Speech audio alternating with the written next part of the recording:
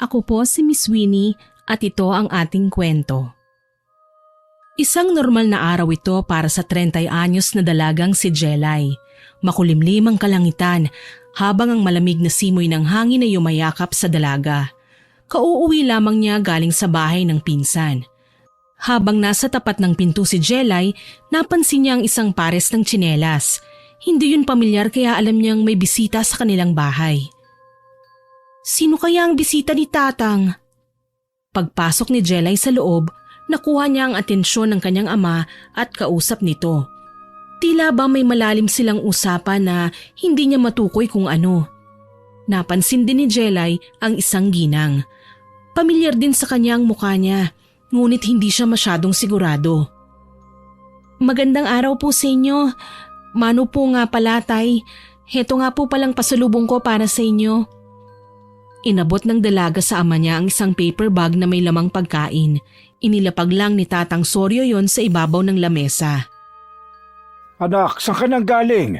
Mukha yatang ginabi ka na ng uwi mo ngayon. Oo nga pala, siyang Tia Clara mo. Naalala mo ba siya? Pakiwari ko parang hindi na. Nung bata ka pa lang, siya na nag-aalaga sa'yo. Magbano ka nga muna sa tiyahin mo.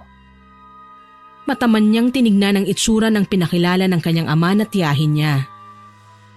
Hindi ko na nga po gaanong naaalala pero namumukaan ko po siya. Mabuti naman po at napadalaw siya rito sa atin, Tay. Hello po, Tia. Magalang na nagmano din si Jelay sa Tia Clara niya. Nagpaalam na din di kalauna ng butihin niyang tiyahin. May pupuntahan pa raw siya pero saglit lang daw dahil babalik din siya kaagad. Sila na lamang dalawa tuloy na mag-ama ang natira roon at pinag-usapan ng tungkol sa bumisita noong huli. Oo nga anak, may pinuntahan kasi sila ng anak niya. Tapos naisipan niya magpunta rito. Mabuti nga at kabisado niya pa ito Hindi naligaw ang Tia Clara mo. Kanina po ba siya rito, Tay? Oo, ang dami na nga namin na pag-usapan Alam mo ba na ikakasal na pala ang bunso niyang anak? Kaedaran mo nga.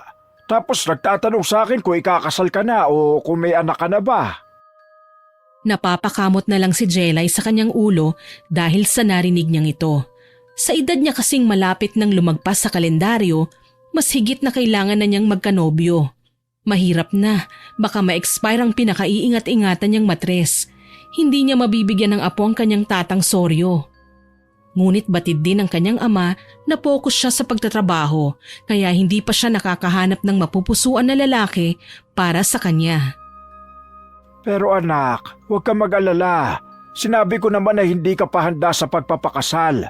Alam ko naman na kapag may nakilala ka na, agad mo ring ipapakilala sa akin, hindi ba anak? Tipid nang umiti si Jelay. Opo, tsaka bata pa naman po ako May mga pangarap pa po akong nais na makuha. Nag-alangang sumagot si Tatang Soryo sa dalaga, subalit pinapalakas pa rin niya ang loob ng anak. Ayun na nga sinasabi ko sa kanya O sige na anak, magpahinga ka na muna sa kwarto mo ha. Mukhang napagod ka. Kawawa ka naman. Nag-aalalang pag-aya ng Ginoo sa dalaga. Di kalaunan, bumalik din naman ang kanyang Tia Clara na may kinuha lang pala sa mamahalin niyang sasakyan. Dahil dumating na ang kanyang tiyahin, may makakausap na ulit ang kanyang ama. Nagpaalam na nga siya sa matanda na papasok na sa kanyang silid upang magpahinga. Sige po, Tay. Maiwan ko na po kayo ni Tia Clara. Sige po, Tia Clara. Pupunta na po ako sa kwarto ko. Sana po mag-enjoy kayo dito sa paggala niyo rito at pagbisita sa tatay ko. Masaya po ako na muli kayong makita, Tia. Ngiti lamang ang iginawad ni Jelay sa kanyang ama at sa ginang bago siya nagtungo sa kanyang silid. Subalit sa kabila ng mga ngiti na yon ay ang nakakubling kabiguan, lalo pa at usapang pag-aasawa yon. Para ba tuloy na pag-iwanan na din siya ng panahon sa puntong yon. Nakakaramdam siya ng lungkot kapag ang nagiging tampulan ng usapan ay ang tungkol sa ganyang bagay. Wala na nga siyang asawa, maski jowa ay wala rin. Pakiramdam niya tuloy, siya na ang pinakamalas na babae sa buong mundo. Sa bagay, masyado rin naman kasi siyang pihikan pagdating sa mga lalaki. Bakit ba palagi na lang silang nagtatanong sa akin kung kailan ako mag-aasawa? Wala nga akong masumpungan na lalaking ipapakasal sa akin no? Padabog na humiga si Jelay sa kanyang kama. Ang utak niya ay nakatuon pa rin sa mga naging usapan kanina. Ngunit batid naman sa kaalaman ni Jelay na kahit ano pang gawin niya, kung hindi siya makakasumpong ng lalaking aangkin sa puso niya, ay wala rin siyang mapapala. Kinabukasan, sinalubong kaagad siya ng beke niyang kaibigan pero pinsan niya na si Bena ng umagang yon. May lakad kasi sila kaya gumayak na siya kaagad at nag-ayos. Kaunting tapa lang din ng makeup ay gumora na. Lumarga na ang dalawang magpinsan. Pero ang turingan din ay matalik na magkaibigan. Huy bakla, bakit naman nakasimangot ka na agad? Ang ganda ng panahon para maging madilim yung mukha mo. Ano nangyari, mahal kong pinsan? Mas lalong naging sambako lang pagmumuka ni Jelay. Wala, may mga iniisip lang kasi ko eh. Ang dami lang kasing laman ng nasa utak ko ngayon. Nakakainis naman kasi. Bakit ba naman ako naging ganito? Ay... Naitirik pa ng dalaga ang mga mata habang padabog na naglalakad. Hoy, tsaka ka. Sandali lang girl, wait mo ako. Ano na naman yung pinuputok ng butsi mo? Katulad naman ng kinabubusitan mo. Go girl, i-explok mo na yan sa akin. Sabihin mo sa akin baka sakali matulungan kita dyan. Ano na naman yan sinisimangot ng pinsang ko? Bilis na, Keber!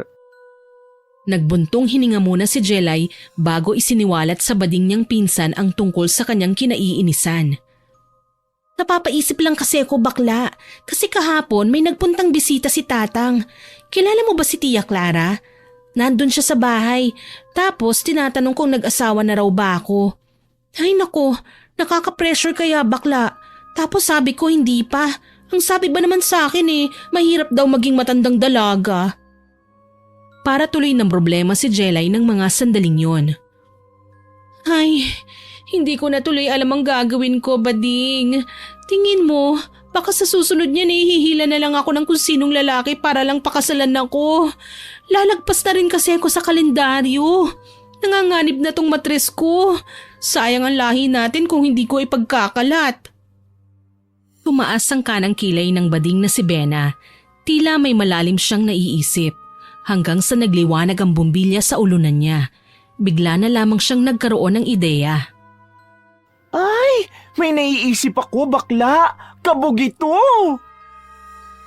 Sumalubong ang magkabilang kilay ni Jelay na tila interesante rin sa naisip ng kanyang LGBT na pinsan. Ano naman yan? Huwag mong sabihin na ibebenta mo na lang ako. Ganun na ba ako kamukhang desperada? Hindi ko kay rebels yan, bakla. Ano ka ba? Ha? Hindi, baliw ka. Baka mamaya literal na makuha ang puso mo, ayun palang ibebenta. Aswang lang ang peg, bakla. O ano palang naiisip mo? Pinatatagal mo pa eh. Ganito. Paano kung manggayuma ka na lang kaya? Napamulagat ng mga mata si Jelay sa naging saad na yon ni Bena. Gayuma? Saan mo naman nababalitaan yung mga ganyan? Mukha bang gumagana ang mga gayuma? Patawa ka bading. Kung sana gumagana yan, walang mga matatandang dalaga. Sana lahat na ng tao may karelasyon ngayon. Hindi ko alam na naniniwala ka sa mga gayuma na ganyan. Kailan pa ha? Naitirik ni Ben ang mga mata at hinalukip-kip ang mga braso. Kaloka ka bakla, hindi ko na alam ang gagawin ko sa'yo. Yun lang naman kasi ang naisip kong paraan. Ikaw ba may naisip ka bang paraan para magka-jowa? Ano ba talaga ang balak mo? Ikaw tong desperada dyan na magkaroon ng nobyo at magpakasal. Tapos ngayon na nagsasabi ako, ayaw mo naman. Nire-reject mo ang suggestion ko sa'yo. Bigla tuloy nagtampong pururot ang bakla niyang pinsan. Bumusangot siya na nagtaray pa sa kanya. Bahala ka nga dyan. Sayang pa naman dahil may alam akong pagkukuhanan noon at kung sino-sino nang gumamit ng gayuma. Bali-balita ko, epektibo talaga sa kanilang paggamit noon. Ikaw rin, sayang talaga. Baka hindi ka na nga talaga magka-jowa. May frustration na napaihip bugang dalaga. Ay, gusto ko nga ng nobyo. Basta kahit sinong lalaki, gustong-gusto ko na talaga. Pero wala eh. Alam mo yun, bakla? Pakiramdam ko talaga parang wala naman nagkakagusto sa akin eh. Ay, mali. May mga nagkakagusto naman pero ayoko sa kanila. Ang tatanda na nila tapos hindi pa sila gwapo. Masyado ba akong mapili, ha? Hay nako, may pagkapihikan nga siguro ako. Deserve ko na nga lang talaga siguro tong tumandang dalaga na hanggang sa mamatay. Mabigat ulit ang binitiwang paghinga ni Jelay. Ang pinsan naman niya ay muli na namang napairap. Ay bakla, may ikukwento nga pala ako sa'yo. Naalala mo ba yung pinakapangit nating kaklase noon? Ikinasal na siya, tapos buntis ngayon. Ako, eto pa rin, matandang dalaga na talaga. Ewan ko ba? Alam mo, nagsasawa na ako sa pakikinig sa'yo. Paulit-ulit na lang tayong pinag-uusapan to. Nagsuggest na nga ako pero ayaw mo kong pakinggan. Hindi ko na alam, paikot-ikot na lang itong pag-uusap natin. Ay nako, stressable na ako sa yung loka ka. Wala naman tayong nagawang solusyon bakla eh. Bakit ka naiirita dyan? Kaya nga manggayuma ka. Mas mabilis na solusyon yun kung talaga masyado ka ng desperada. Pero kasi... Naudlot sa pagsasalita si Jelay nang iharang ni Bena ang hintuturo niya sa labi ni Jelay. Shh! Masyado ka mapili sa mga lalaki. Saka na nga lang tayo mag-usap kapag hindi na ganyan ang utak mong babae ka. Sige na, alis na ako. Saka mo na lang ako puntahan sa bahay kapag may naisip ka ng paraan kung paano ka makakapag-asawa, ha? Ayoko ng stress. Sayang ang beauty ko, no? Gayuma lang, iaayawan mo pa. Kiber ka na nga dyan, babush! Nagtangka si Jelay na pigilan ang pinsan niya pero hindi na siya nilingon pa. Bagsak balikat na napasandal na lamang ang dalaga sa inuupuan niya. Nakatulala sa malayo hanggang sa may boses ng dalawang babae ang narinig niya sa hindi kalayuan. Pinag-uusapan ng dalawang babae ang tungkol sa gayuma.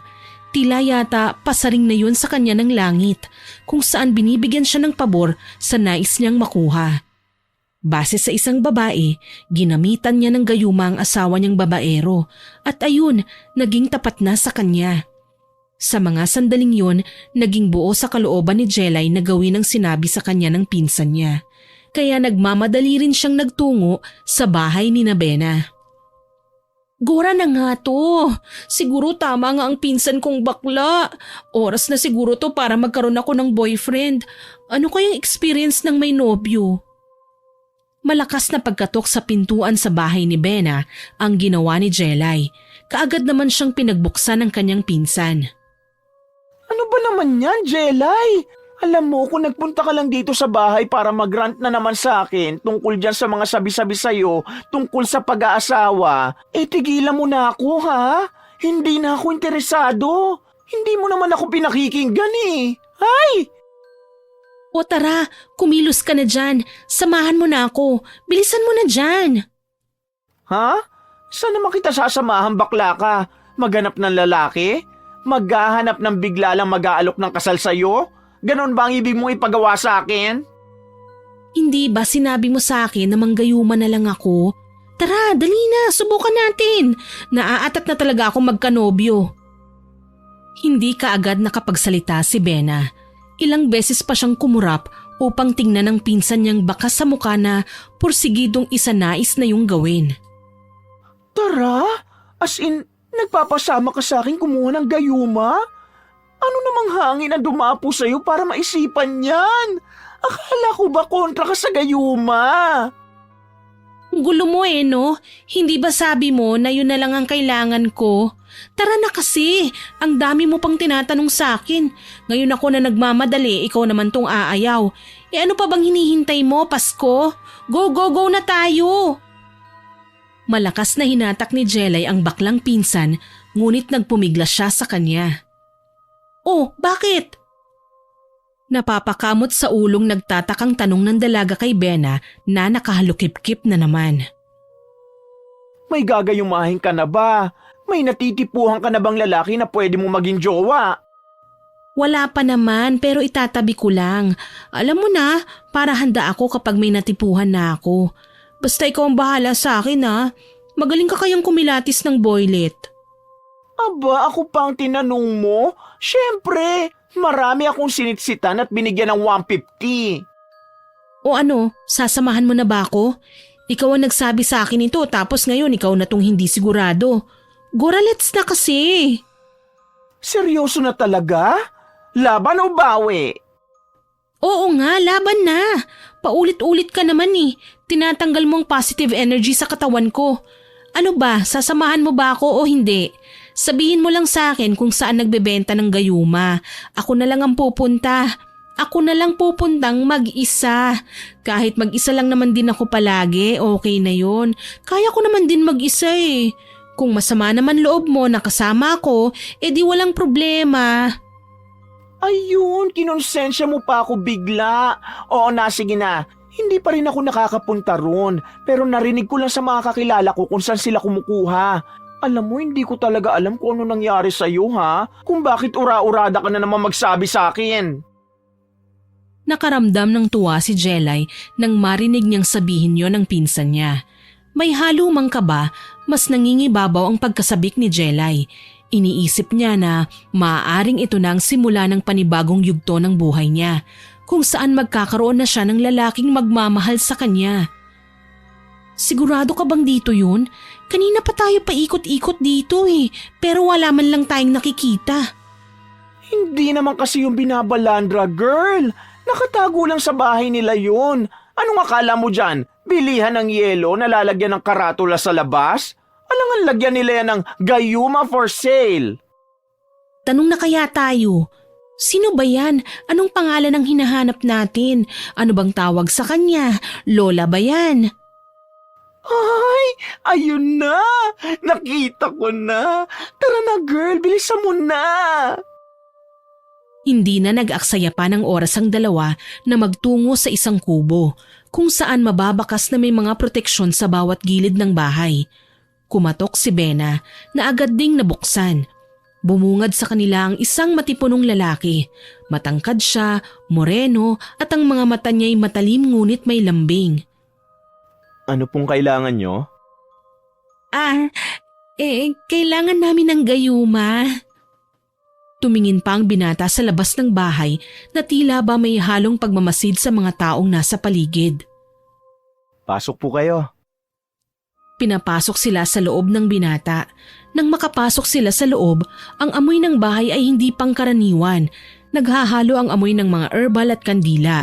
Sa loob ng bahay rin ay makikita ang iba't ibang bagay na nakasabit. May mga nakababad din sa mga lumang garapon. May mga bunguri ng hayop na nakasabit sa pader. Sino po ang may kailangan ng gayuma? At anong klaseng gayuma ang kailangan nyo? Ha? May iba't ibang klase ba ng gayuma? Maraming klase ng gayuma. Depende ito sa kailangan nyo. Kung tungkol ba ito sa pag-ibig, trabaho, kaibigan, pamilya, para saan ba? Tumingin si Bena kay Jelay, kaya naman mapapatingin din sa kanya ang binata. Dahil sa sitwasyon na ito, pakiramdam ni Jelay namumula na ang kanyang muka sa hiya. Sa pag-ibig po, para sana magkaroon ng wagas na pagmamahal. Pag-ibig para sa nobyo o nais maging nobyo? Nais maging nobyo. Tumango si Paulo at tumayo. May mga kinuha siyang garapon sa gilid ng altar at lumapit siya kay Jelay. Inabot niya ito sa dalaga na alanganin namang tinanggap ni Jelay. Ito ang gayuma, pero siguraduhin mo lang na tama ang paggagamitan mo niyan ha. Ibabad mo sa loob niya ng parte na kumukonekta sa katawan mo. Kadalasan ginagamit nila ay ang kanilang pawis o laway.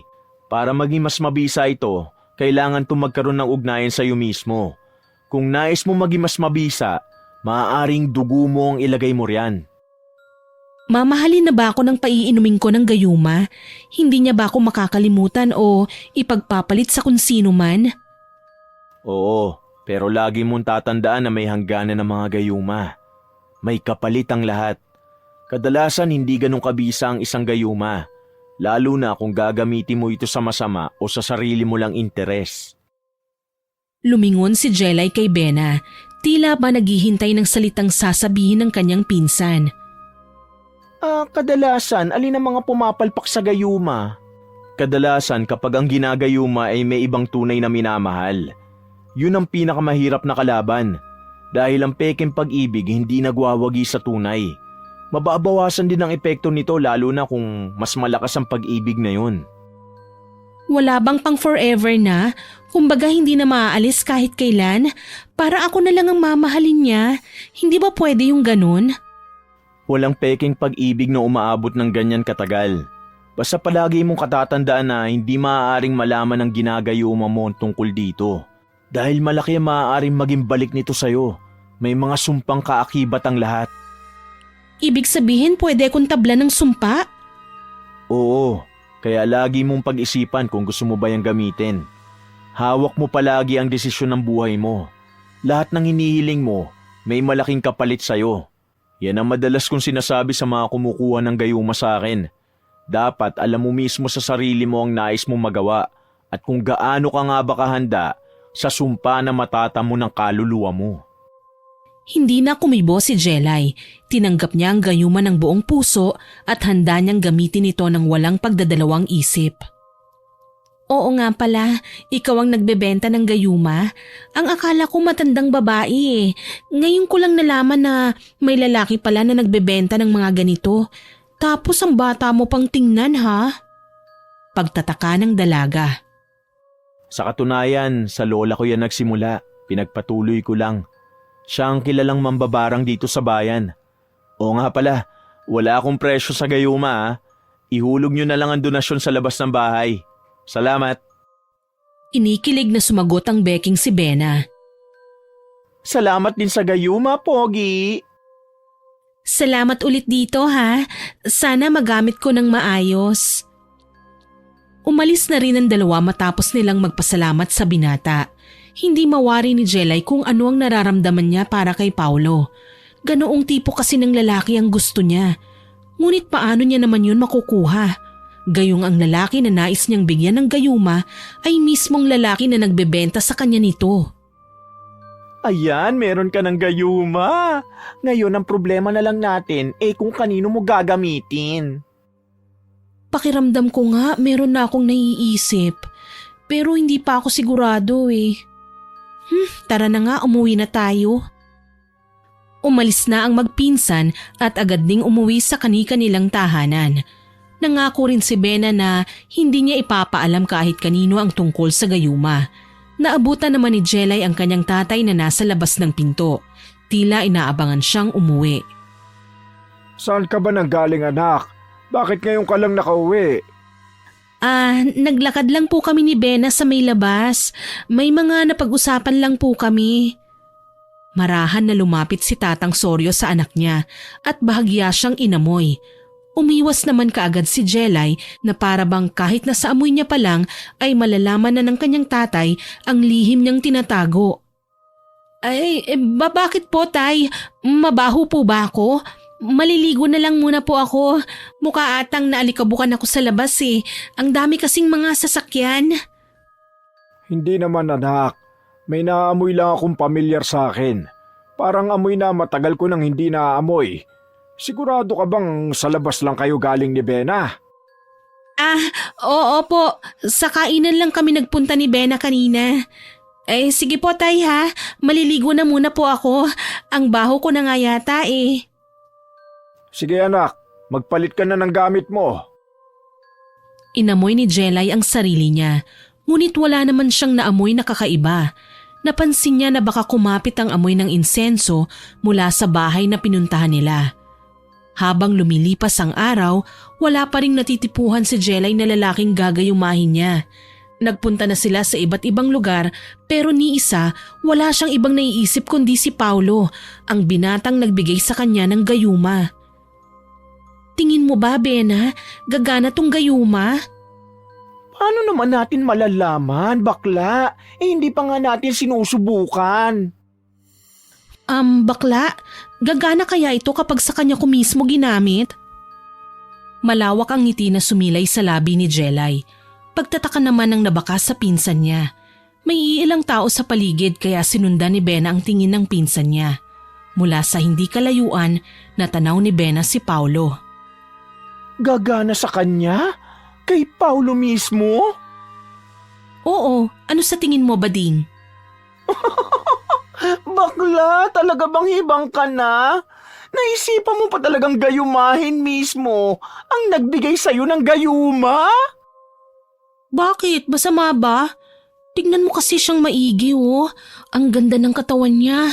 Ang gwapo niya. Alam mo naman di ba na ganyang klase ng lalaki ang gusto ko? Siya mismo ang lalaki na pangarap ko. Nakatitig lang si Jelay sa binata. Mas lalo siyang nakaramdam ng panghihina habang nakikita niya ang matikas niyang pangangatawan. Tigil-tigilan mo yung kahibangan mong babae ka. Kaloka! Try natin? Sandali lang, dala ko to palagi eh. Mukha pa naman siyang nauuhaw. Nagtago ang dalawa sa likod ng lumang gusali kung saan nila ipinatak sa isang bote ng tubig ang gayuma. Hinanap rin kaagad nila si Paulo. Hello. Ikaw si Paulo, hindi ba? Jelay nga pala. Ngiti lang ang iginawad ni Paulo sa dalaga bago siya nagpatuloy sa paglalakad. Maraming bitbit na plastik si Paulo. Doon naisipan ni Jelay na ilagay ang tubig na may gayuma. Habang naglalakad si Paulo, pinagmamasdan niya ang binata hanggang sa kinuha niya ang tubig na nasa plastik. Binuksan niyo ni Paulo at ininom lahat na para bang uhaw na uhaw siya. Ayan na, nainom na niya. Ano na kayo mangyayari? Lumapit si Jelay kay Paulo. Sa puntong hahawakan na ni Jelay ang kamay ni Paulo, napapikit ang dalaga dahil sa hampas ng malakas na hangin sa mukha niya. Napuwing pa siya sa nangyari. Ayos ka lang ba? Aray, ang sakit ng mga mata ko. Napuwing yata ako eh. Parang may gumasgas sa mata ko. Marami kasing dumi rito. Halika, doon tayo para maalis natin ang puwing mo. Nagtungo ang dalawa sa isang silid. Katulad ng sinabi ni Paulo, tinulungan niya si Jelay na maalis ang puwing sa mata niya. Hinipan ni Paulo ang mata ng dalaga habang nakahawak siya sa kanyang dalawang pisngi. Ayan, wala na. Salamat Paulo ah. Akala ko magagasgasan ng mga mata ko eh. Wala yon. Mag-iingat ka na lang palagi. Sige, alis na ako. Halos sumigaw ang kalooban ni Jelay ng mga sandali na yon. Hindi pa nakakalayo si Paulo ay huminto na kaagad at lumingon sa kanya.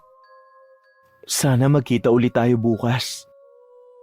Matamis na ngiti ang ibinahagi ng binata kay Jelay bago siya tuluyang umalis. Dali-dali namang tumakbo si Bena sa tabi ng pinsan niya.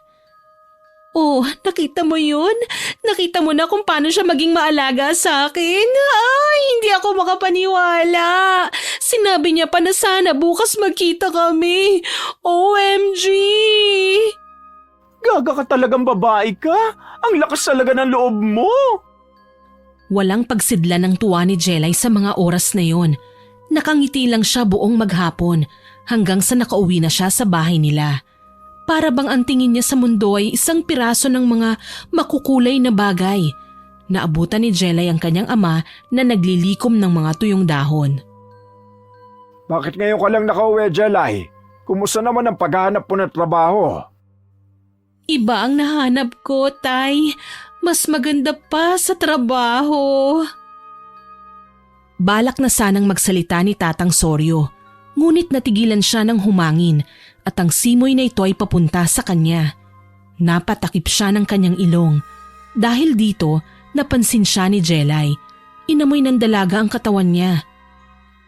Amoy pawis po ba ako, Tay? Ang init naman kasi sa labas eh.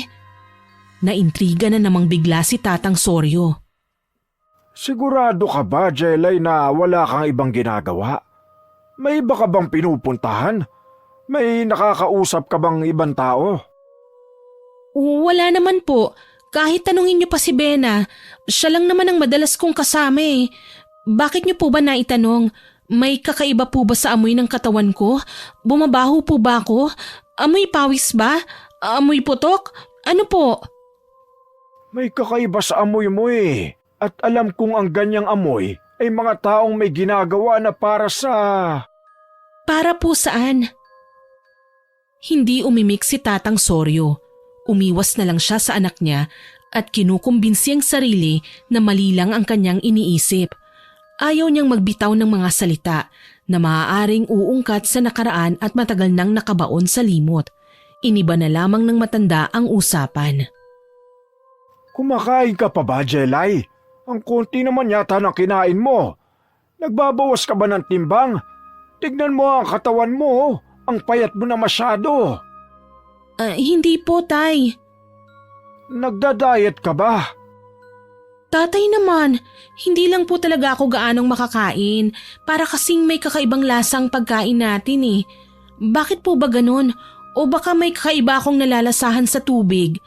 Bukas nga po magpalit na tayo ng pinagkukuhanan natin ng tubig. Nakatingin lang at nag-oobserba si Tatang Soryo sa anak niya. Tinikman niya rin ang tubig at ang ulam nila. Wala naman siyang ibang nalalasahan. Bakit wala naman akong ibang malasahan? Sigurado ka bang may kakaiba kang nalalasahan? Hindi ba masarap? Masarap naman po ang ulam niyo. Sadyang may kakaiba lang. Para kasing mapait, hindi ko po mawari kung lasa ba itong dahon o kung anuman. Lulutuan na lang kita ng bagong ulam. Pinigilan naman ni Jelay ang kanyang ama. Ay, wag na po, Tay. Okay na ako. Tsaka nakakain ko naman po eh.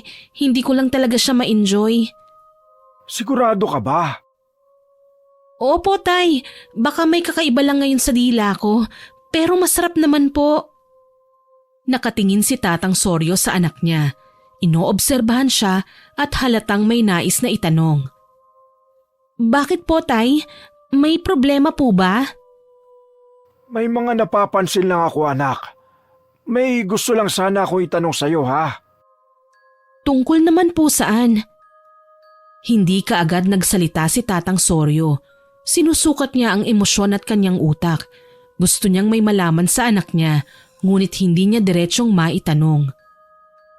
Wala ba kayong nakakausap ni Bena na ibang tao? Kunwari may mga kinalaman sa itim na mahika, mga ganon. Wala naman po. Hindi naman kami naniniwala sa ganyan eh. Tay, pwede po ba? Huwag na po natin yung pag-usapan pa. Kumain na po tayo. Hindi niyo pa po ginagalaw yung pagkain niyo eh. Nakamasid lang si Tatang Soryo sa inasta ng kanyang anak. Kilala niya si Jelay, kaya alam niya kapag may bagong nangyayari dito.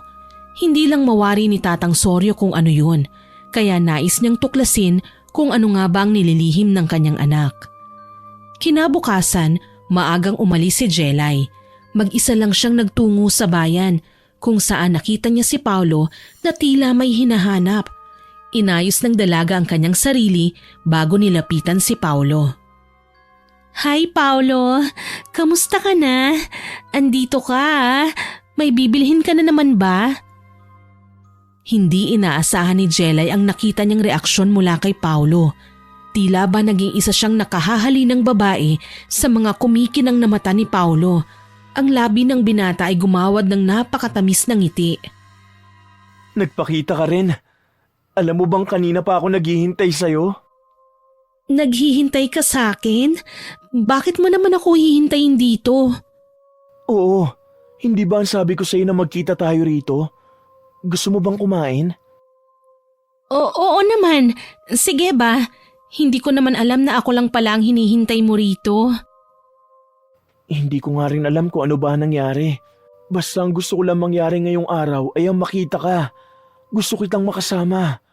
Isa pa, ang ganda mo pala. Lalo na kapag nakakasama kita, Jelay. Parehong namula ang magkabilang pisngi ng dalaga. Totoo ba yung sinasabi mo? Binobola mo lang ako eh. Bakit? May gusto ka na siguro sa akin ano? Paniniyak pa ni Jelay. Bakit? Masama ba na magkagusto ko sa'yo? Siguro may nobyo ka na. Naku, wala akong nobyo ha. Isa pa, matagal na akong single. Hindi naman din ako mapili sa mga lalaki. Ang gusto ko lang ay matipuno, gwapo, matangkad, moreno at mabait. Kagaya mo. Napakamot sa likuran ng ulo ang binata. Okay na ba sa'yo ang pangalan na Paulo? Para kasing siya yung binabanggit mo eh. Oo naman, kasi siya naman talaga yun eh.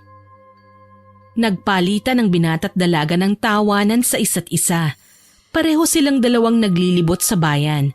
Dahil ito na ang pangarap ni Jelay, sinamantala na niya ang bawat sandali habang may bisa pa ang gayuma sa binata. Maghapon hanggang sa sumapit ang dilim silang magkasama. Ayaw pa nga sanang umalis ni Paulo eh. Ayaw pa niyang mawalay sa kanya ang dalaga. Sigurado ka ba na uuwi ka na? Paano kaya kung magsama na tayo sa isang bahay?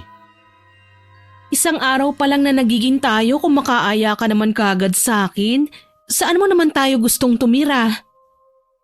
Para bang may paru-parong naglalaro sa tiyan ni Jelay habang kausap si Paulo, ang pinapangarap niyang lalaki. May nakita akong pinanguupahan na bahay. Kunin na kaya natin yon para doon na tayo magsama. Hindi ko kaya na wala ka sa tabi ko. Parang iniisip ko pa lang na matutulog ako na hindi ka kasama. Pakiramdam ko, mapipigtal na ang hininga ko eh. Sige na, mahal. Hindi na alam ni Jelay kung ano bang dapat niyang gawin. Masyadong mabilis ang mga pangyayari. Pero ayaw niyang sayangin ang oportunidad na nasa harapan na niya. Hindi niya rin alam ang sasabihin sa kanyang ama. Sige, bukas magkita tayo ha. Tapos tignan natin ang bahay na sinasabi mo ha. Gusto mo na kagad na tumira tayo sa iisang bahay? Ganyan ka na ba talaga kabaliw sa akin? Kung alam mo lang kung gaano ako kabaliw sa'yo. Parang hindi na ako makapaghintay pa ng bukas. Paano kung ngayon na kaya natin gawin yon? Tara na, para makalipat na tayo. Gabi na masyado, mahal. Bukas na lang para may oras din tayo na makapaglipat ng mga gamit. Kailangan ko pang kumuha ng gamit ko sa bahay namin eh. Alam mo naman, hindi ko pa sinasabi sa tatang ko na may nobyo na ako. Ayoko kasing sabihin sa ngayon eh. Gusto kong gulatin siya sa araw na mismo ng kasal natin. Nagpaalam na ang dalawa sa isa't isa. Ngunit mabigat ang bawat hakbang ni Paulo palayo kay Jelay. Pakiramdam niya ay may malakas na hangin na humihila sa kanya papalapit kay Jelay. Kinabukasan, nag-eempake na si Jelay ng mga damit niya sa maliit na bag. Saan ka pupunta, Jelay? Bakit nag-iempake ka na? Nagulat si Jelay nang marinig niya ang boses ng kanyang ama. May trabaho po akong pupuntahan. Siguro po mga ilang linggo lang akong mawawala sa bahay. Huwag po kayo mag-alala. Dadalawin ko din naman kayo. Ngayon ka na ba aalis? Bakit biglaan naman yata? Hindi mo pa sinabi sa akin yung kagabi pa. Anong oras ka nga pala umuwi ha? Hinahanap ka ni Bena. Akala ko pa naman magkasama kayo. Hindi ko na po nasabi kasi pansin ko na masama ang pakiramdam niyo eh. Pasensya na po, Tay. Hindi na kumibo si Tatang Soryo sa sinabi ng kanyang anak. Umiiling lang siya dahil pansin niya ang pagiging aligaga ni Jelay.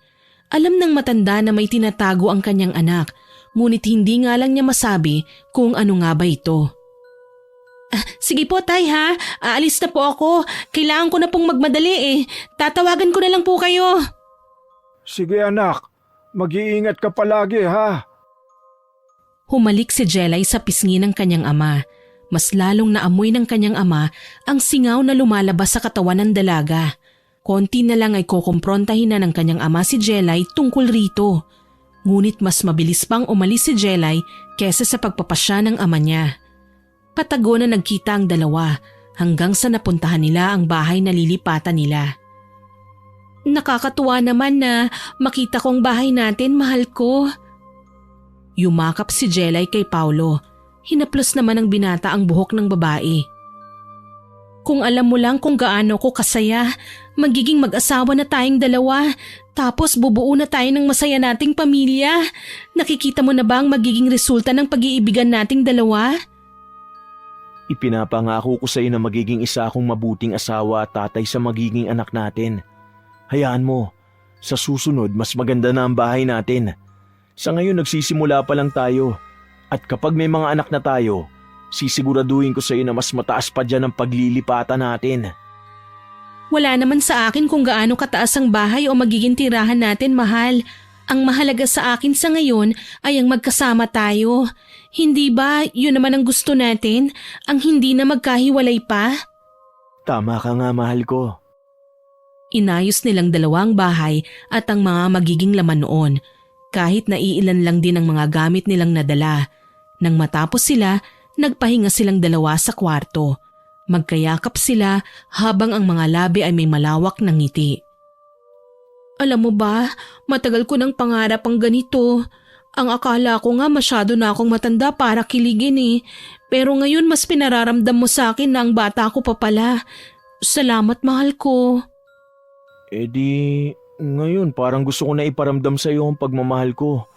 Lalo na ngayong nakikita ko sa iyo na dapat ka lang kiligin sa akin. Ikaw pa lang ang nakikita ko, kinikilig na talaga ako. Hindi mo na kailangan mag-effort. Kahit na, ako pa rin ang dapat magparamdam sa iyo ng isang wagas na pagmamahal. Sa ganda mong yan, panigurado ko na marami ang gustong umangkin sa iyo. Kaya tingnan mo, kahit bago tayo binabakuran na kaagad kita. Baka nga bukas pakasalan na kita eh. Ang bilis mo naman, pero yan ang gusto ko. Alam mo ba na sa aming magpipinsan, ako na lang yata ang walang anak at asawa? Palagi nga nilang tinatanong sa akin kung kailan ba ako mag-aasawa eh. Na kesyo tatanda na raw akong mag-isa, walang mag-aalaga, walang magmamahal. Kaya laking pasalamat ko na hindi mangyayari ang mga sinasabi nila sa akin kasi nandito ka na. Hindi ka na ulit mag-iisa dahil kahit na anong mangyari, mamahalin kita ng wagas. Bubuo tayo ng isang masayang pamilya habang sabay natin palalakihin ang mga anak natin. Paano ba yan? Pwede na tayo magsimula sa baby number 1. Humagikgik si Jelay nang sinundot-sundot ni Paolo ang kanyang tagiliran. Ano ba, mahal? Nakikiliti ako. Patuloy na nagharutan ng dalawa. Walang katapusan ng ligaya sa munting tahanan na binubuo ng mga pangarap. Pangarap na walang kasiguraduhan ng wakas. Dahil batid naman ni Jelay na bunga lang ang lahat ng ito ng mahika. Sarap naman ang niluto ng asawa ko. Ang galing mo pala magluto. Para tuloy lalo akong nababaliw sa'yo. Ikaw talaga, ayan ka na naman sa mga mabulaklak mong salita ah. Habang naghahalo ng nilulutong pagkain si Jelay, yumakap sa likuran niya si Paolo. Ang aga mo naman atang nagising, mahal ko. Umupo ka na lang muna para makapagpahinga ka. Tatawagin na lang kita kapag tapos na akong magluto. Ayoko, gusto ko sa tabi mo lang ako palagi. Gusto ko yung ganito, kayakap kita. Ang saya lang isipin na ganito tayo kasaya. Ang swerte ko talaga na mabiyayaan ako ng mabuting asawa. Maganda at maalaga pa. Tsaka, ang galing pa magluto. Naglalambing na naman ang asawa ko. Palagi mo na lang yung sinasabi sa akin ah. Dahil hindi ako magsasawang ipaalala sa'yo kung gaano ba kita kamahal. Hinarap ni Paolo si Jelay at hinawakan siya sa pisngi. Mahal na mahal kita, asawa ko. Ang mga labi nila ay nagtagpo. Walang pagsidla ng tuwa ni Jelay. Ngayon lang ako nakaranas ng ganitong klase ng pagmamahal. May naging ex naman ako pero hindi ganito kasaya. Ikaw ang nagbigay buhay sa mundo ko, Paolo. At handa akong ipakita sa iyo ang lahat ng klase ng pagmamahal. Matatamis ang mga salita, katulad ng tamis ng kanilang pagsasama. Nagpatuloy ang pagsasama na puno ng saya. Nararamdaman ni Jelay ang pag-ibig na matagal na niyang hinahangad. Ngunit isang klase ng pag-ibig na hindi niya rin kayang ihayag. Nagtatago siya sa tatang niya at kahit ang pinsan niya ay walang alam sa mga nangyayari sa kanya. Hanggang isang araw, habang nasa kasarapan sila ng pagtulog, biglang bumalikwas ng bangon si Paolo at napasigaw mula sa isang masamang panaginip. Ah! Mahal, anong nangyari sa'yo? Ayos ka lang ba? Bakit pawis na pawis ka? Kumalma ka, mahal ko! Napahilamos si Paolo sa kanyang muka. Si Jelay naman ay nagmamadaling kumuha ng tubig para mapainom sa kanyang nobyo. Hindi matigil si Paolo sa pagsigaw, ngunit hindi ito dahil sa sakit, kung hindi dahil sa may bumabagabag na bagay sa kanya. Ano ba talaga ang nangyayari sa'yo, mahal? Hindi ko maintindihan, pero may napapanaginipan ako isang babae. Tinatawag niya ng paulit-ulit ang pangalan ko. Hinahanap niya ako. Umiiyak siya habang ako nakikita ko ang sarili kong nakagapos at hindi ko magawang makalapit sa kanya. Nakikita ko ang pagsusumamo niya sa akin. Nararamdaman ko siya. Baka naman binabangungot ka lang, mahal. Hindi maganda ang ganyan. Hindi ako natatakot sa kanya. Sa halip nakakaramdam ako ng kakaiba sa dibdib ko. Pakiramdam ko, matagal na kami magkakilalang dalawa. Naguguluhan na ako, mahal. Sino ang babae na yun? Para bang nararamdaman siya ng kaluluwa ko. Hindi ko alam. Pero panaginip lang yan. Hayaan mo na. Alam kong wala lang yan. Baka may mga nangyari lang na hindi maganda. Normal lang naman na managinip tayo. Kaya wag mong isipin ng ganyan, mahal ko, ha? Batid ni Jelay kung ano ang tinutukoy ni Paulo. Marahil ay may parte sa buhay niya na natatabunan ng gayuma. At ngayon ay tila ba binabagabag siya sa kahit na anong aspeto. Hindi alam ni Jelay ang mga susunod niyang gagawin. Lalo pa at kay Paulo siya nagpagawa ng gayuma. Kinaumagahan, nagpasya si Jelay na makipagkita sa kanyang pinsan na si Bena. Saan ka ba nagpupuntang babae ka? Alam mo ba nagtatanong sa akin ng tatang mo kung saan ka raw nagtatrabaho? Hindi ko naman alam ang isasagot ko sa kanya. Ang dami nangyayari kung alam mo lang. Tulungan mo ko. Kailangan ko ng tulong mo, please. Tungkol naman saan? Pakiramdam ko may kumukontra na ng gayuma kay Paulo. Napapadalas ang panaginip niya tungkol sa isang babae. Tulungan mo ko. Hindi ko alam ang gagawin ko eh. Hoy bakla ka, kaya siguro wala ka sa bahay niyo dahil nagsasama na kayong dalawa ni Paulo, no? Gaga ka talaga? Kung ano-ano nang ginagawa mo, girl. Kung gusto mo magkatotoo yan, ipakilala mo na sa tatang mo si Paulo at ilabas mo sa lahat. Hindi yan patago-tago kayo. Saan naman kayo nakatira niyan? Kahit ako hindi mo pinagsasabihan. Pakiramdam ni Jelay ay naririndi siya sa boses ng pinsan niya. Please lang, wag mo na muna akong pagalitan. Wag mo na munang isipin yung mga ganyang bagay. Tulungan mo na lang kasi ako. Kailangan ko makuha ulit ang gayuma. Bumalik tayo sa bahay nila Paulo. Nakawin natin yung mga gayuma doon. Yan ang hindi ko magagawang itulong sa'yo. Aalis kami mamaya. Nakipagkita lang talaga ako dahil nag-aalala na ako kung saan ka ba napadpad. Magpunta ka na rin sa tatang mo. Alam mo ba nag-aalala na siya sa'yo? Napakamot na lang si Jelay sa ulo niya. Tuloy-tuloy siyang pinapangaralan ng pinsan niya, ngunit hindi niya yon pinapansin. Mag-isa siyang nagtungo sa bahay ni na Paulo. Ang alam niya ay wala nang nakatira doon dahil base sa kwento ni Paulo, matagal nang namayapa ang kanyang lola. Pagkarating ni Jelay sa bahay ni na Paulo, laking gulat niya nang may makita siyang isang dalaga na naglilikpit ng mga gamit. Sino ka? Lumingon ang babae kay Jelay matapos nitong ibaba ang bungo ng hayop. Naglilikpit siya ng mga gamit sa bahay. Pasensya ka na, pero wala rito ang nagbebenta ng gayuma eh. Niligpit ko na rin dahil hindi ko alam kung babalik pa siya. Nasaan ang mga gayuma? Tsaka sino ka ba? Anong ginagawa mo rito? Bakit mo pinapakialaman ang mga gamit niya? Nobya ako ni Paulo. Matagal na siyang hindi umuwi rito. Natahimik si Jelay sa kanyang nalaman. May kailangan ka ba? Ang mga gayuma? Nasaan ang mga gayuma? Pasensya ka na pero wala na rito eh. Naitapon ko na. Bakit mo itinapon? Bakit pa pinapakialaman mo ang mga gamit ni Paulo? Ibigay mo sa akin ang gayuma! Itinulak niya si Ana para halughugin ang buong bahay. Huwag kang manggulo rito.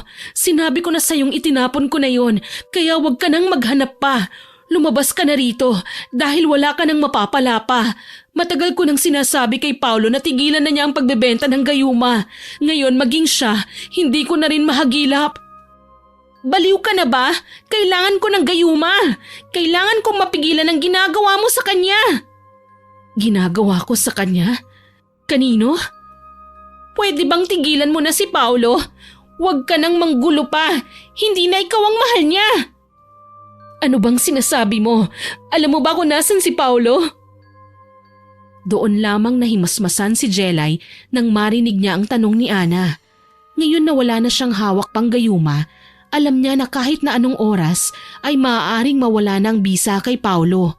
Dismayado na umuwi si Jelay sa bahay nila. Naabutan niya pa si Paulo na nakaupo sa sahig habang hawak ang ulo niya. Mahal ko, anong nangyayari sa'yo? Ang sakit ng ulo ko! Ang sakit ng ulo ko kakaisip sa isang babae. Hinahanap niya ako. Naririnig ko ang boses niya, hinahanap niya ako. Tinatawag ako ng babae, mahal ko. Sino siya? May mga naaalala ko pero hindi malinaw. Huwag mong pakinggan yan, mahal ko. Baka mga masasamang kaluluwa yan na gumugulo sa atin. Hayaan mo yan. Umalis na lang kaya tayo rito. Hindi pwedeng makita niya tayo. Hindi na nakapagsalita pa si Paulo. Napuno ng mga katanungan ang utak niya. Ang daming bumabagabag, lalo pa at naaalala niyang mga bagay kasama ang babae na yon. Ngunit hindi ito malinaw. Nararamdaman na ni Jelay na nahahati na ang pagmamahal ni Paulo at nagpaparamdam na ang totoong damdamin niya sa babae na tunay niyang minamahal. Ilang araw ang lumipas, ganito palagi ang nangyayari kay Paulo hanggang sa nawalan na siya ng gana sa relasyon niya kay Jelay. Mahal, kumain na tayo. Nagluto ako ng ulam mo. Alam ko na paborito mo ito. Wala akong ganang kumain. Marami ako iniisip. Iniisip mo na naman ba ang babae sa panaginip mo? Bakit ba palagi ka nag-aabala sa kanya? Ako ang narito. Ako ang nobya mo. Ako ang mahal mo. Hindi ba, Paulo? Hindi kumibo si Paulo na mas ikinasama ng loob ni Jelay. Hindi niya na rin siya sinabayan kumain o kahit ang suyuin man lang para bang naubos na ang pagmamahal niya sa kanya. Ngunit may koneksyon pa rin sila dahil sa gayuma. Hanggat hindi nawawala ng tuluyan ng gayuma, hindi siya magagawang iwan ni Paulo. Marahil yun na lamang ang pinanghahawakan ni Jelay. Habang nagpapahinga ang dalawa, may sunod-sunod na katok na narinig na nagmula sa pinto. Si Jelay ang lumapit. Anong ginagawa mo rito? Ikaw? Ikaw ang babae na nagpunta sa bahay namin. Anong ginagawa mo rito? Nasaan si Paulo? Sino yan, mahal? Si Paulo ba yun? Alam kong si Paulo yun. Ilabas mo si Paulo. Alam kong tinatago mo siya sa akin. Ibalik mo sa akin ang nobyo ko. Wala akong ibabalik sa'yo dahil akin siya. Huwag kang manggugulo sa buhay namin kung ayaw mong masaktan. Umalis ka rito! Lumayas ka na! Ibalik mo na siya sa akin. Alam kong may ginawa ka sa kanya. Wala akong ginagawa sa kanya. Mahal namin ang isa't isa. Sa kanya mo ginamit ang gayuma, tama ba? Sinisigurado ko sa'yo na matatapos tong lahat. Gagawa ako ng paraan. Pabalagbag na isinara ni Jelay ang pintuan. Hindi na rin niya mapigilan na mapahawak sa kanyang dibdib dahil pakiramdam niya ay sasabog na siya. Hindi maaari ang ganito. Alam na ng babaeng yun ang buong katotohanan, kaya hindi maaaring malaman din ito ni Paulo. Nagmamadaling lumapit si Jelay kay Paulo. Ano bang nangyayari sa'yo? Masyado kang aligaga. Sino ba ang babaeng kausap mo? Umalis na tayo rito. Bilisan mo, likumin na natin ang mga gamit natin. Hindi maaaring maabutan niya tayo rito. Maabutan nino? Basta, wag mo nang itanong kung sino siya. Kapag sinabi kong aalis tayo, kailangan nating umalis. Hindi kumilos si Paulo na mas lalong kinainis ni Jelay. Ano bang problema mo? Bakit ayaw mo pang kumilos? Hindi ako aalis dito hanggat hindi mo sinasabi sa akin ang totoo. Hindi mo ba nakikita na madilim na ang paligid? Saan mo naman gustong pumunta? Luluwas tayo ng Maynila o kahit saan basta malayo sa kanilang lahat. Naririnig mo ba ang sarili mo? Hindi tayo makakaluwas ng Maynila. Wala tayong magagamit na pera. Wala tayong bahay doon. Sino ba kasi ang iniiwasan mo? Hindi tayo aalis dahil ito na ang bahay natin. Aalis tayo rito. Gagawa ako ng paraan para makalayo. Hindi ako papayag na manatili tayo sa lugar na ito. Hindi mapilit ni Jelay ang nobyo niya na umalis. Pakiramdam niya kahit na anong sabihin niya sa kanya ay hindi siya pakikinggan. Nag-aaway na rin sila na mas lalong nagpapalayo ng loob ni Paulo. Dahil sa kagustuhan ni Paulo na manatili, kailangan ni Jelay na mag-isip ng paraan kung paano nga ba niya maaalis sa buhay niya ang nobya ni Paulo. Kinabukasan, nagising si Jelay dahil sa sakit na nararamdaman niya. Ano ba ito? Bakit sobrang sakit ng tiyan ko? Ha? Anong nangyayari sa'yo, mahal ko? Hindi ko alam. Basta pagising ko, sobrang sakit na lang ng tiyan ko. Ano ba ito? Tulungan mo ko. Ang sakit ng tiyan ko. Parang may tumutusok na matatalim na bagay. Namimilipit sa sakit si Jelay. Hindi na siya makatayo dahil sa pangingirot. Hindi niya rin kinakaya ang hapdi ng balat niya sa mga pagkakataon na dumadampi sa kanya ang hangin. Para bang may mga karayom na tumutusok sa bawat parte ng katawan niya. Pakiramdam niya na tinatahi siya. Halo-halong sakit na ang nararamdaman ni Jelay. Hindi ko na kaya ang sakit na nararamdaman ng balat ko. Sobrang sakit ng balat ko. Wala akong sugat na nakikita pero sobra-sobra ang paghapdi. Magpunta na kasi tayo sa doktor. Bakit ba ayaw mong lumabas tayo ng bahay? Ayoko! Hindi pwedeng may makakita sa atin sa labas. Lalo na ang babaeng yun. Hindi nila tayo pwedeng makita. Sino bang babae? Mahal, nahihirapan ka na pero ang dami mo pa rin iniisip. May babaeng gusto kang kunin sa akin. Isa siyang baliw na inaakalang sa kanya ka. Pero mahal, hindi ba akin ka lang? Akin ka lang! Hindi nagsalita si Paulo. Napatingin na lamang siya sa malayo. Patuloy pa rin kasi siyang naguguluhan sa kung ano nga ba ang mga nangyayari. Tulungan mo ako, mahal ko. Sobrang sakit na. Namimilipit sa sakit si Jelay. Sa bawat galaw niya, mas lalo siyang nagiging masakit. Tila ata dugo na rin ang niluluha ng mga mata niya. Hindi ko rin alam kung anong gagawin ko, mahal ko. Ayaw mo naman magpatingin sa doktor. Huwag mo akong iiwan, ha? Huwag mong hahayaan na may ibang babae na kukuha sa'yo. Tayo lang ang magmamahalan habang buhay, katulad ng sumpaan nating dalawa sa isa't isa. Huwag ka na mag-isip ng mga ganyan. Kumalma ka lang, mahal ko. Mas lalo ka lang masasaktan yan. Ipangako mo sa akin, please. Oo, pangako. Hindi maramdaman ang pangako na yon ni Paulo. Para bang may alinlangan siya sa mga sagot niya. Ngunit sinabi niya na lang yon upang hindi masaktan si Jelay. Ilang araw ang lumipas, ganun pa rin ang nararamdaman ni Jelay. May oras na sobrang sakit ito at may mga panahon naman na kalmado. Hanggang sa... Paulo, mahal ko, nasan ka? Walang sumasagot kay Jelay. Marahan siyang tumayo kahit na masama pa rin ang pakiramdam niya. Binuksan niya ang pinto at nakita niya si Ana na kinakausap si Paulo. Paulo, anong ginagawa mo? Bakit mo kinakausap ang babae na yan? Ikaw naman babae ka. Bakit ka ba nanggugulo sa relasyon namin? Hindi ba sinabi ko na sa'yong wag mo na kaming pakikialaman? Napatingin ang dalawa kay Jelay. Bumakas sa mga mata ni Paulo na naguguluhan na siya sa mga nangyayari. Ayan, siya ang babae na gumagayuma sa'yo.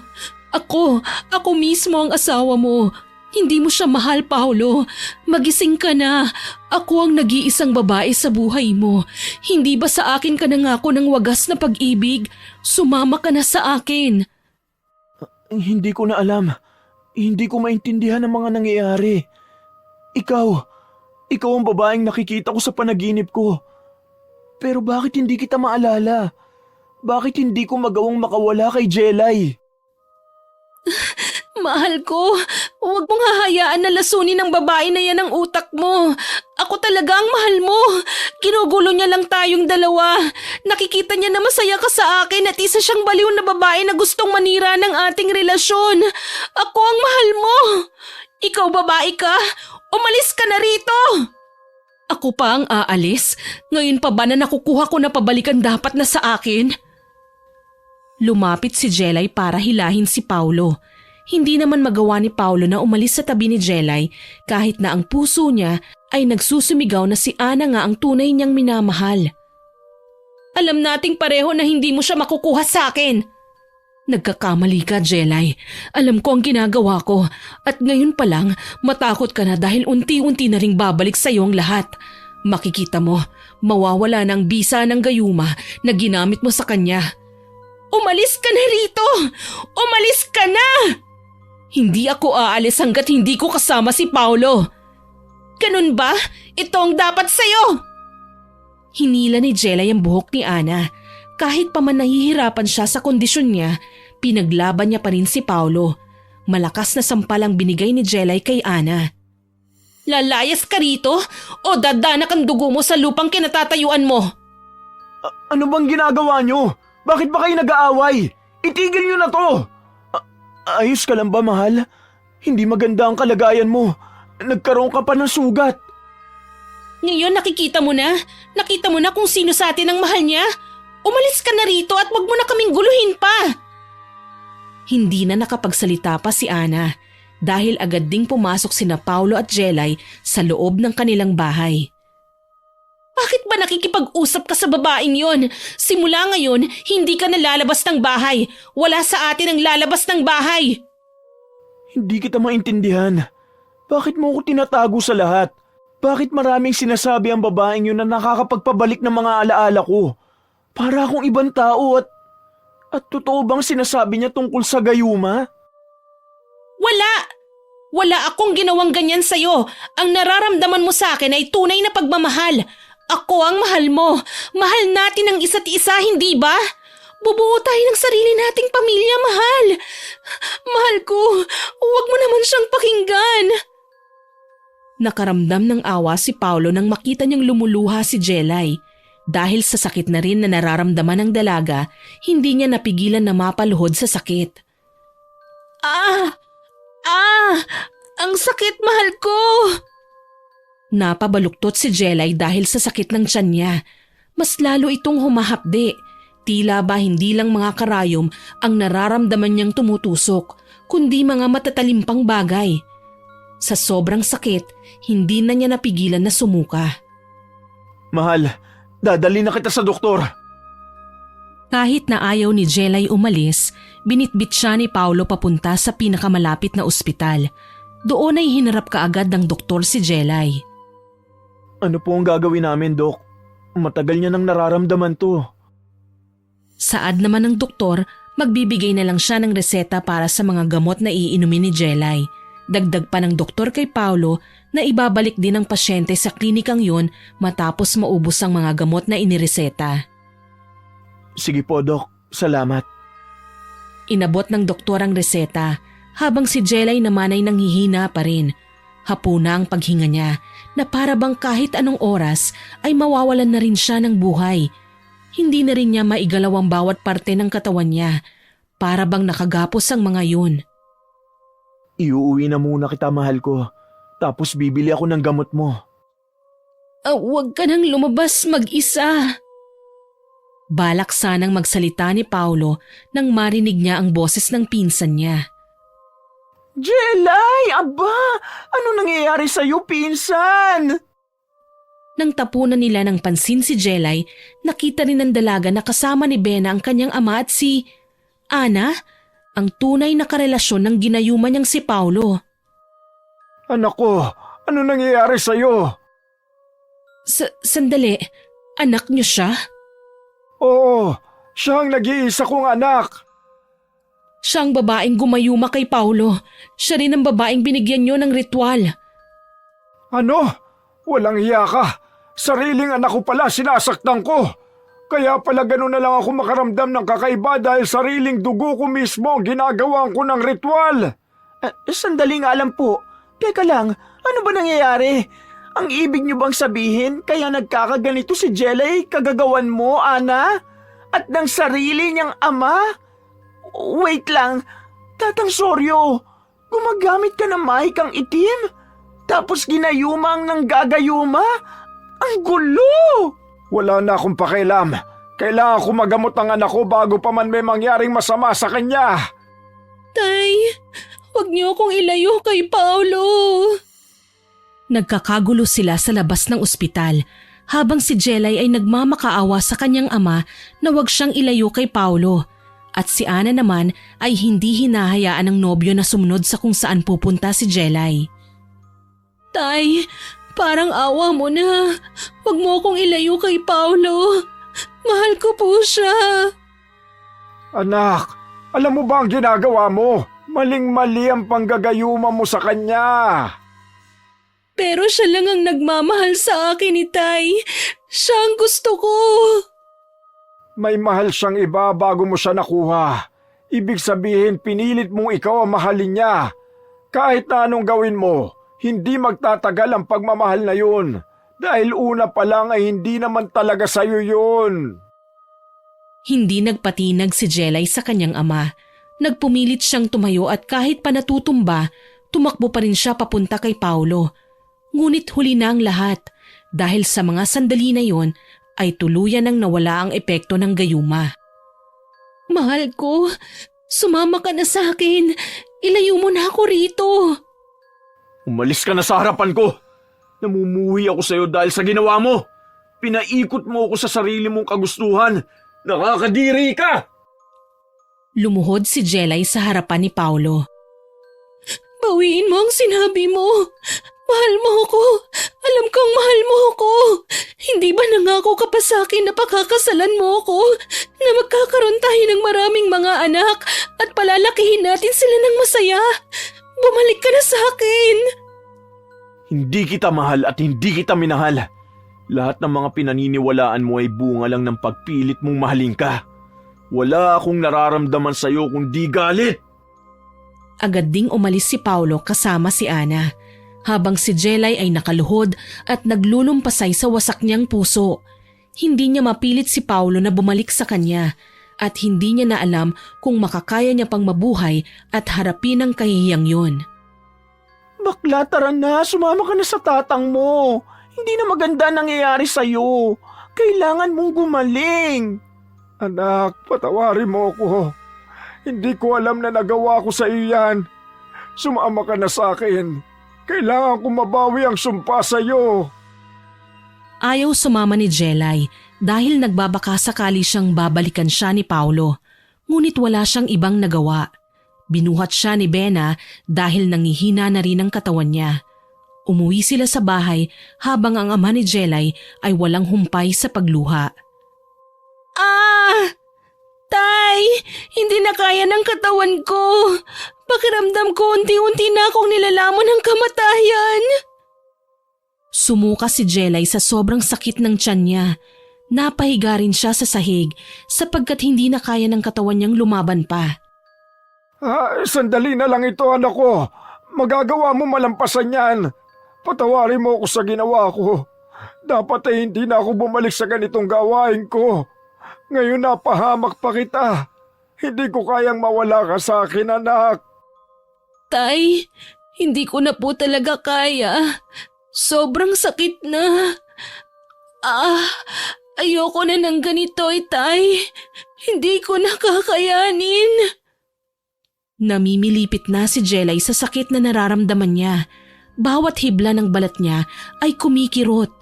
Kahit pa ang pagsigaw ay hindi maibsa ng sakit ng tiyan niya.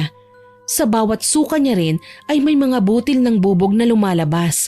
Mas lalong nagiging aligaga si Tatang Soryo habang nakikita niya ang paghihirap ng kanyang anak. Patawarin mo ko, anak ko. Hindi ko alam na sa mga kamay ko pa magmumula ang pagdurusa mo. Hindi ko kayang makitang naghihirap ka dahil sa kagagawan ko. Dapat talaga hindi na ako bumalik sa pambabarang at paggamit ng itim na mahika. Ang iniiwasan kong mangyari ay nangyayari na sa iyo ngayon. Sandali lamang, anak, at gagamutin kita. Nagsindi ng kandila si Tatang Soryo sa tapat ng retaso ng manika na ginawa niya. Ang ritual ay nagsimula na. Nag-oorasyon si Tatang Soryo na naging dahilan upang mas lalong mapasigaw si Jelay sa sakit na nararamdaman niya. Namimilipit siya sa samot-saring sakit. Sa lakas din ng sumpang ipinataw ni Tatang Soryo, hindi na niya magawa pang makontrol. Batid naman ni Tatang Soryo na hindi niya maaaring gamutin ang taong siya mismo ang naglagay ng sakit. Dahil alam niyang doble pa ang magiging balik nito sa kanya. Ngunit wala nang mas mahalaga pa para kay Tatang Soryo, kundi ang buhay ng kanyang anak. Handa siyang tanggapin ang balik nito sa kanya. Ay, Tatang Soryo, ano nangyayari sa'yo? May dugong lumalabas sa mga mata mo, pati sa ilong mo. Bakit po kayo nagkakaganyan? Hindi kumikibo si Tatang Soryo. Walang pumipigil sa kanya sa pag-oorasyon. Kaunti na lang ay magagawa na niyang maalis ang sumpa sa anak niya. Nahihirapan siya dahil sa tagal na panahon niyang tumigil bilang isang mambabarang at ngayon na lamang siya bumalik. Tay, anong nangyayari sa'yo? Tay! Nababalot ng itim na hamog ang buong bahay habang si Tatang Soryo ay umuusal ng dasal na walang humpay. Nakapikit siya, ngunit ang pag-agos ng dugo sa mga mata niya ay tila ba tubig na tuloy-tuloy. Samot-sari ang sakit na nararamdaman ni Jelay. Gusto niyang lapitan ng kanyang ama, ngunit hindi niya magawa. Lumuluha na rin siya dahil sa pag-aalala para sa kanyang ama. Tay, huwag niyo na pong pilitin pa. Huwag niyo na akong pagalingin kung ang kapalit naman po ay ang buhay niyo. Sa huling bigkas ni Tatang Soryo ng orasyon ay bumagsak siya, kasabay ang malamig na hangin na bumalot sa loob ng bahay. Ang mga matatayog na kandilang nakasindi kanina ay tuluyan ng namatay. Ay, Tatang Soryo, naku po! Anong gagawin ko? Tulungan niyo kami! Dalhin natin si Tatang sa ospital. May dugo. Ayaw tumigil ng pag-agos ng dugo sa mga mata ni Tatang. Hindi ko na alam, girl. Natataranta na rin ako. Diyos ko, ano ba to? Nagpasya silang dalhin si Tatang Soryo sa ospital. Katulad ng nangyari kay Jelay, wala ring masabing sakit ang mga doktor. Hindi rin sila maharap ng mga doktor dahil sa dami ng pasyente na may mas matinding karamdaman. Kaya nagpasya na ang magpinsan na iuwi na lamang si Tatang Soryo sa bahay. Nakahiga sa kama si Tatang Soryo habang patuloy na humihingi ng tawad kay Jelay. Wala na siyang ibang nararamdamang sakit sa katawan niya, ang sakit na inaakala niyang ikamamatay niya.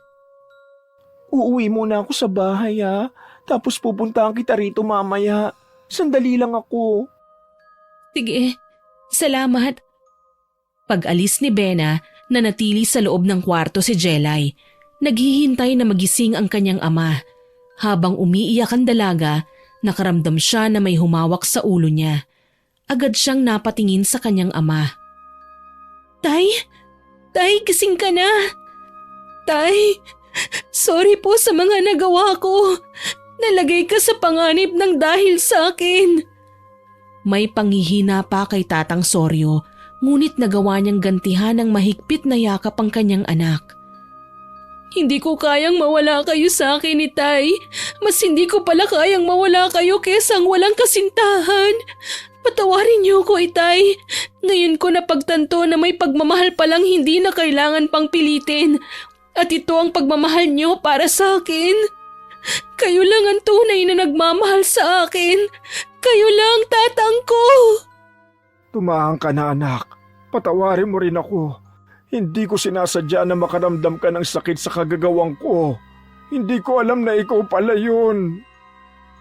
Umupo si Jelay matapos niyang yakapin ang kanyang ama. Nagpunas rin siya ng luha. Hindi ko alam, Tay, na mambabarang kayo. Paano po nangyari yun? Dahil matagal na akong tumigil sa paggawa ng ganito.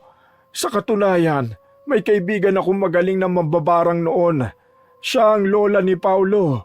Siya ang magaling na gumagawa ng mga gayuma. At sa kanya ako natuto noon. Nang ipinanganak ka, tumigil na ako. Dahil ayoko may masamang mangyari sa'yo. Lalo na tayong dalawa lang din na magkasama. Batid mo naman, kapapanganak pa lang sa'yo. Iniwan ako ng nanay mo. Pero hindi ko inaamin sa'yo. Nabunga lang din ang gayuma ang pagmamahal na yun. Ibig pong sabihin gumamit rin kayo ng gayuma? Kaya ba kahit na anong tanong ko kung nasaan si nanay, hindi niyo po masagot? Isa po akong bunga ng pilit na pag-ibig. Tama po ba? Oo, anak.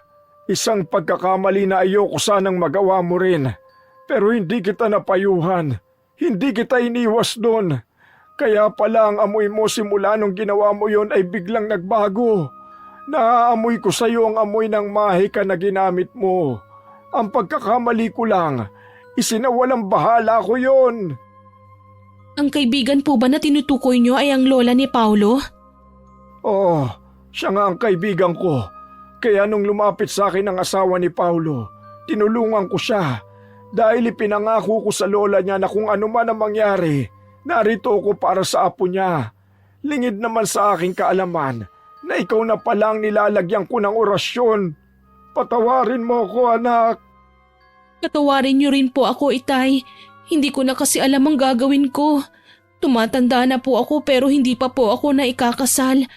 Pakiramdam ko malilipasan na ako ng panahon kaya ginawa ko po ang bagay na yun. Hindi ba sinabi ko naman sa iyo na hindi mo kailangan madaliin ang mga bagay? Kung para sa iyo ay sa iyo.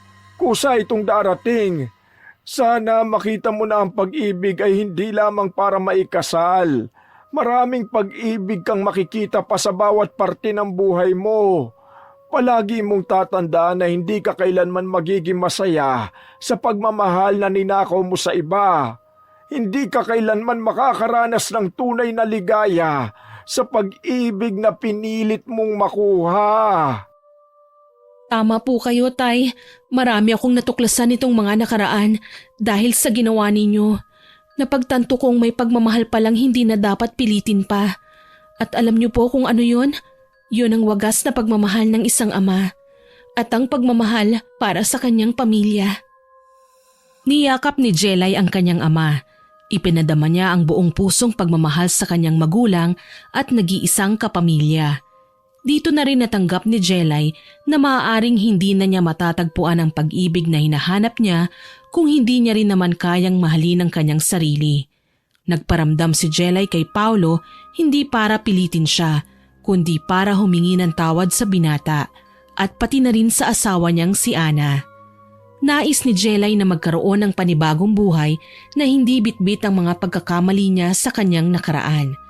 Hindi man para sa kanya ang pag-ibig na yon, hahayaan na lang niyang dumating ang para sa kanya sa tamang panahon at ibibigay yon ng Diyos sa tamang pagkakataon.